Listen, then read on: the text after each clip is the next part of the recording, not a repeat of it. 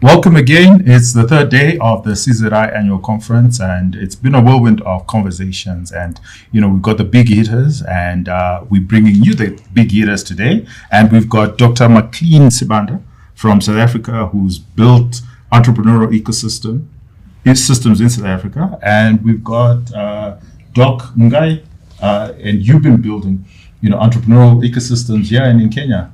So, we've got the right people to actually talk about entrepreneurship. So maybe to start off, let's start off with you, Doc. Maybe you can give us a glimpse of what you actually presented today at CZI. No, thank you very much, and great to be on your show. So I'm with Big and Global Limited. We're an infrastructure development solutions business right across, the continent. But I've been working with innovation ecosystems since about 2004. And what we presented, this morning is an industry-led, private sector-led approach to building a sustainable ecosystem for entrepreneurship in startups in Zimbabwe.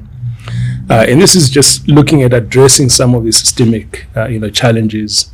How do you bring together the universities, the hubs at the universities? How do you get them to, first of all, collaborate as opposed to competing? And secondly, how do you get, industry to recognize the competencies and the capabilities that are sitting within the universities? And how do you get the hubs to actually start to work with industry? How do you get industry to be part of the financing? And so the approach that we really spoke about, today is, taking, for example, early childhood, development, from pregnancy, to when you've actually given birth and there's an infant that's actually, crying and crawling around. And it's a similar thing to, looking at entrepreneurship, is that there are different players in that value chain. And each one of them has got a particular role, and it's important to recognize the different roles and ensure that there's alignment with a common goal of ensuring that we're building vibrant startups that can contribute to the growth of the economy, the creation of jobs, etc. Okay, fantastic. And Mungai, what was your presentation on? Mine was about the movement of a young person's idea, from idea to impact, as they call it, in the sense that a young person and an idea is not just dreaming; it's actually thinking there's a problem to solve. Now, in solving a problem, government has an interest to have a problem solved. I mean, whether it's the way data moves, or the way people pay their taxes, or the way they get education and health services. So they want solutions for that kind of thing. And the young people are with the ideas, how do they solve the problem? Citizens want easier, more accessible services. They want them to be more cost effective. They want to be more convenient. And therefore, the citizens have an interest in what the young people are doing. Business people obviously are there to, no business person starts off saying, I just want to make money. They start saying, I want to provide a service. And if people pay me for the service, I might actually make some money. Now, the question is, how do you integrate a young person into that system? And that really is the big question I think the CZI and the National Venture Capital of Zimbabwe are trying to answer, is that we have a lot of young people here with really, really bright ideas. They live in the high-density suburb, they live in the high-income area, they live in the rural areas, they live in peri-urban areas, and they deal with these problems every day and they see them. So they are thinking, if I solved the problem, I could actually, I feel good, but I also might make some money. Now, the challenge is putting those pieces together to make that possible is where we're trying to talk about. And at the moment, unfortunately, everyone starts off by saying the challenge is money. It isn't money. I always tell people that a good idea will always find money. And the problem is that I think for us, and Zimbabwe is no exception, that was my point, whether it is the whole across Africa and the world, is that it's not lack of money. I think it's a question of the prioritization of how we spend our money. In the sense that if you think about it, and I give an example across Africa, you find a young person who is saying, I just need $20,000, and I will actually take my idea from an idea to a prototype to at least to early market. And then you walk down and you see everyone has got these cars that are costing $200,000. All of the continent, they are there. You're thinking, with one of those, I could actually get nearly 10 of those youngsters to produce ideas that one of them could change the way the market was.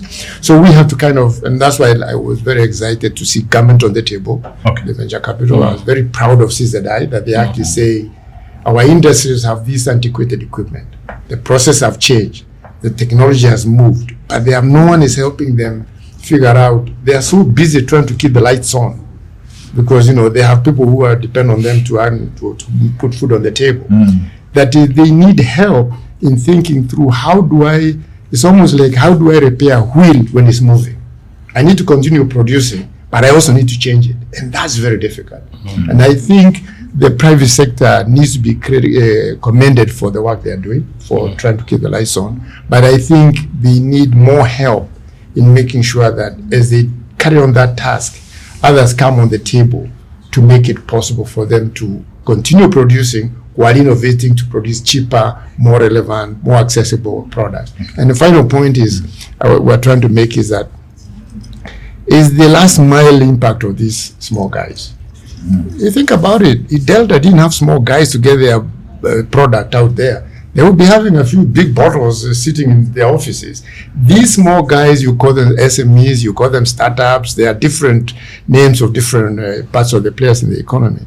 They are the ones who make the big businesses actually succeed. They are the ones who deliver it to the market at that reasonable cost and quite convenient. Okay. So those are the kind of things we're discussing today. Okay, fantastic. Okay, you both of you have done a fantastic job as far as actually explaining innovation ecosystems and how they interact with formal and informal business. So I can actually be cheeky in my next question. So we're hearing a lot of these innovative hubs and startups and ecosystems and how to support the ecosystems, but from time immemorial, startups, entrepreneurs, they didn't have this kind of support and they were still successful. So it's like, this is something that it's become a verb, and it's something that we hear more of, especially in the last 10, 20 years. Is it a fad, or there's something really substantial that we're doing and we're edifying what startups and businesses are like? Yeah. When you look at Apple, when they started in the 70s, they didn't have, an innovation hub. They just got on with it and they succeeded.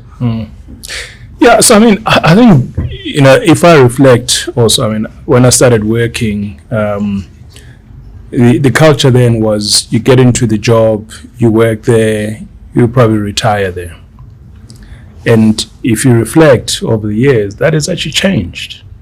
Why has it changed? I think it has changed largely because also the lifespan of the companies has actually also become shorter. So if you can take an Apple, then they did get some support, and I guess there's lessons that we've learned. The rise of the Silicon Valley. Just understanding that there's an entrepreneurship, culture that is going to be built. I think the age of the large businesses providing value is long gone. And there's a realization that value creation is actually coming out of smaller companies, ideally high growth SMEs. And the education system that we've had has traditionally taught us to be employees, not to be employers. So in my mind, what we're seeing in terms of the rise of entrepreneurship and the whole startup movement is also recognition that, first of all, the large corporations are not there. Secondly, there's rising unemployment. Thirdly, there's also a realization that SMEs provide more value, they create more jobs, and therefore if you can get more SMEs out, you can be able to address some of those particular challenges. And then realizing that the education system doesn't provide you with the tools to be entrepreneurial, to succeed in business. And therefore the hubs that we're seeing have come out as a result to actually address that. But there is a problem, And one of the problems that I spoke about this morning is the fact that as we set up these hubs, the one fundamental question that we don't ask ourselves is, are these hubs managed by people that are entrepreneur themselves? Have these people actually set up a business before, even if the business has failed, but they would have learned something? Have they ever sold anything?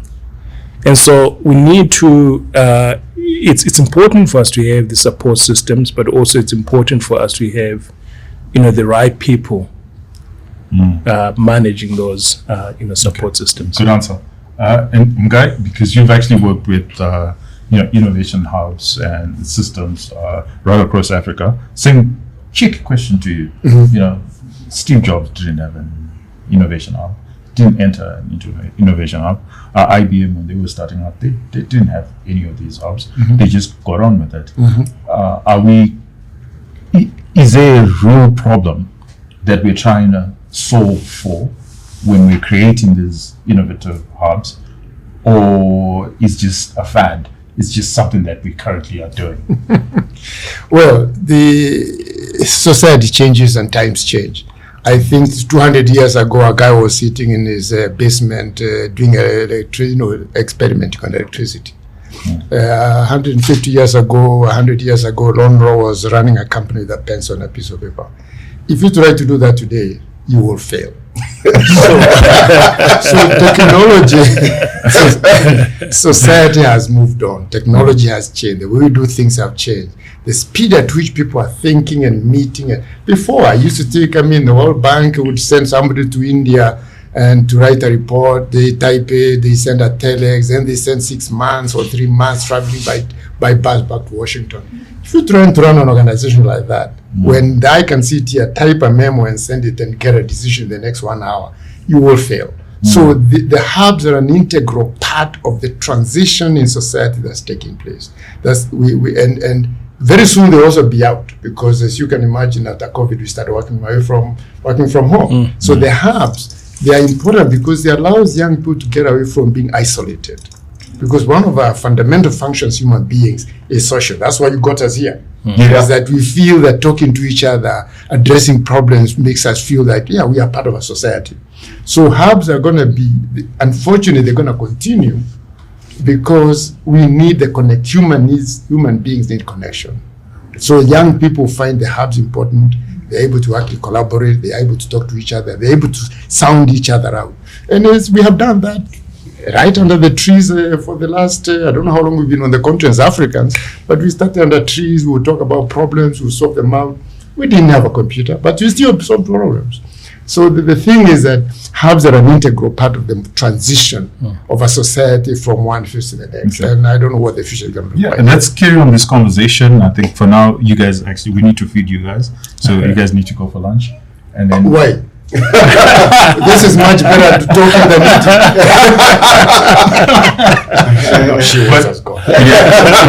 We can carry the conversation after. Great. Yeah. All right. Thank you. Thank you so much. Okay.